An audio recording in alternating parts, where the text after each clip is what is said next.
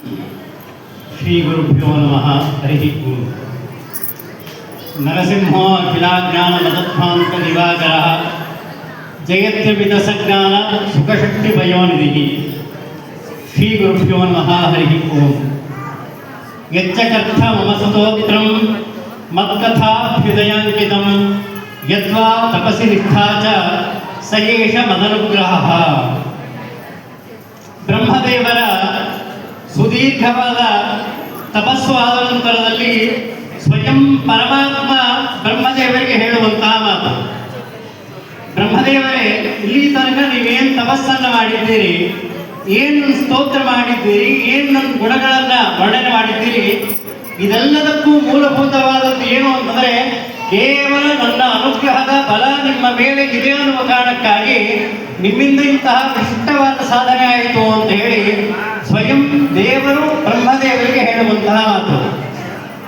ಆಲೋಚನೆಯನ್ನು ಮಾಡಿ, ಬ್ರಹ್ಮದೇವರ ಒಂದಿಷ್ಟು ಸಾಧನೆ ನಡೆಯಬೇಕು ಅಂದರೆ ದೇವರ ಅನುಗ್ರಹ ಇಲ್ಲದೆ ಇದ್ದರೆ ಬ್ರಹ್ಮದೇವರ ಸಾಧನೆ ನಡೆಯುವುದಿಲ್ಲ ಅಂತಂದರೆ ನಮ್ಮಂತಹ ಅತ್ಯಲ್ಪರು ನಾವೇನಾದರೂ ದೇವರ ಅನುಗ್ರಹ ಇಲ್ಲ ಅಂತಂದರೆ ಅದನ್ನು ಹೇಗೆ ಮಾಡುವುದಕ್ಕೆ ಸಾಧ್ಯ ಇದೆ ಹೇಳಿ?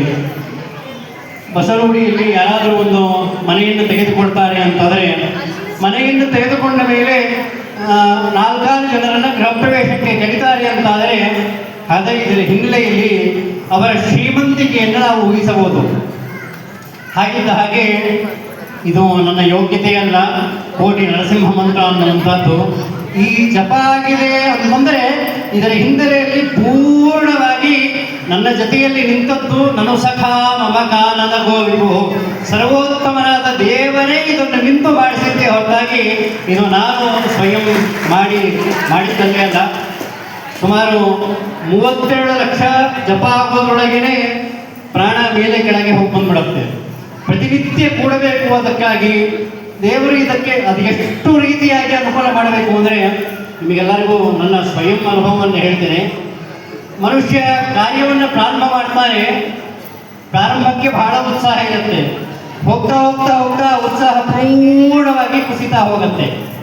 ಹಾಗೆ ಜಪ ಮಾಡಿ ಪ್ರಾರಂಭ ಏನೋ ಮಾಡಿದ್ದಾಯಿತು, ಆದರೆ ಪ್ರಾರಂಭ ಮಾಡಿದ ಮೇಲೆ ನನ್ನ ಉತ್ಸಾಹ ಪೂರ್ತಿ ಬತ್ತಿ ಹೋಯಿತು ನನಗೆ.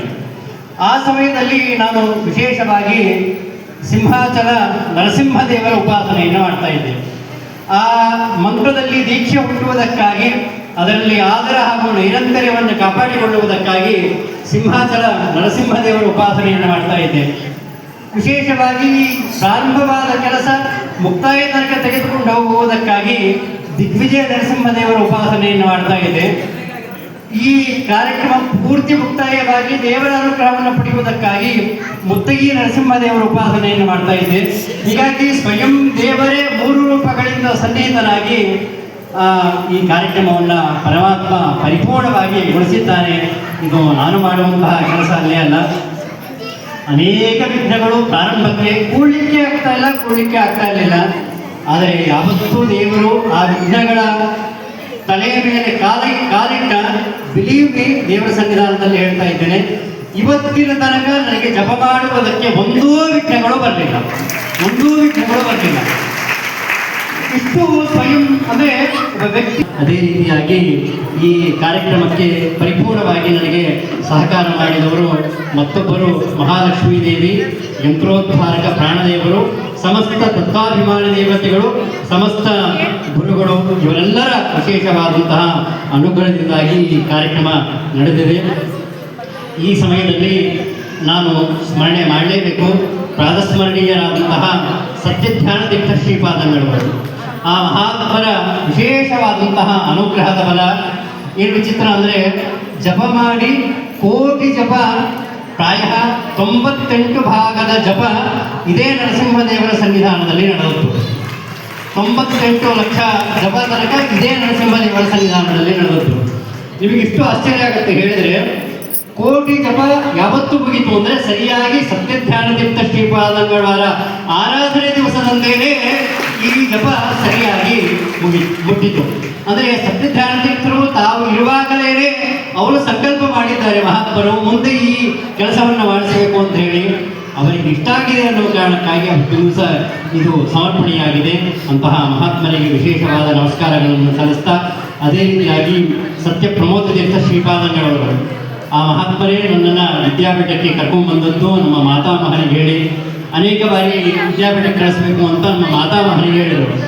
ಆಗ ನಮ್ಮ ಮಾತಾಮಹ ಇಲ್ಲ, ಇನ್ನು ಉಪನಯನ ಆಗಿಲ್ಲ, ಅದಕ್ಕಾಗಿ ಸತ್ಯಕ್ಕೆ ಕಳಿಸೋದಿಲ್ಲ ಅಂತ ಹೇಳಿದ್ರೆ ನನ್ನ ಕರ್ಕೊಂಡು ಸ್ವಾಮಿಗಳು ನಾನೇ ಉಪನಯನ ಮಾಡ್ತೀನಿ, ಚಿಂತೆ ಮಾಡಬೇಡ ಅಂತೇಳಿ ಅವರೇ ನನ್ನನ್ನು ವಿದ್ಯಾಪೀಠಕ್ಕೆ ಕರ್ಕೊಂಡು ಬಂದು ಸತ್ಯ ಪ್ರಮೋದ ತೀರ್ಥ ಶ್ರೀಪಾದಂಗಳವರು ತಿರುಗೋಯಿತೂರಿನಲ್ಲಿ ಅವರೇ ಉಪನಯನವನ್ನು ಮಾಡಿ ಮುಂದೆ ಗಾಯತ್ರಿ ಮಂತ್ರವನ್ನು ಉಪದೇಶ ಮಾಡಿ ವಿಶೇಷವಾಗಿ ಅನುಗ್ರಹವನ್ನು ಮಾಡಿದ್ದಾರೆ.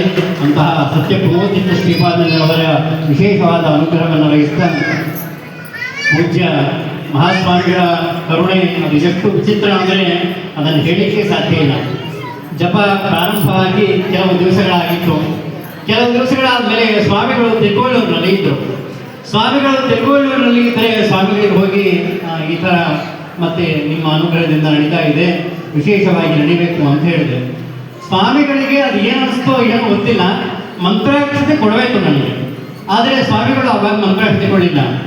ಸ್ವಾಮಿಗಳು ನನ್ನನ್ನು ಕರ್ಕೊಂಡು ಹೋಗಿ, ನಿಮಗೆ ಹೇಳಿದ್ರೆ ಆಶ್ಚರ್ಯ ಆಗುತ್ತೆ, ಸುಮಾರು 50 ನಿಮಿಷ ಸ್ವಾಮಿಗಳು ನನ್ನನ್ನು ಕರ್ಕೊಂಡು ಹೋಗಿ ರಘುತ್ತಮ ತೀರ್ಥರಿಗೆ ಪ್ರದಕ್ಷಿಣೆಯನ್ನು ಮಾಡಿಸಿದರು.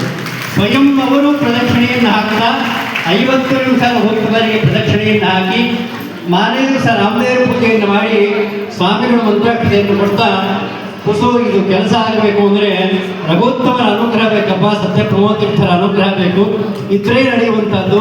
ವಿಶೇಷವಾಗಿ ನಾನು ಗುರುಗಳಲ್ಲಿ ಪ್ರಾರ್ಥನೆಯನ್ನು ಮಾಡ್ತೇನೆ, ನಿನ್ನ ಜಪ ನಿರ್ವಿಘ್ನವಾಗಿ ನಡೆಯಲಿ ಅಂತ ಯಾವತ್ತೂ ಮಂತ್ರಾಕ್ಷತೆಯನ್ನು ಕೊಟ್ಟು ಇವತ್ತಿನ ತನಕ ಜಪಕ್ಕೆ ಒಟ್ಟಾರೆ ವಿಘ್ನವೇ ಬರಲಿಲ್ಲ ಅಂತಂದರೆ ಅವರು ಪರಮಪೂಜ್ಯರಾದಂತಹ ಸ್ವಾಮಿಗಳ ವಿಶೇಷವಾದಂತಹ ಅನುಗ್ರಹ.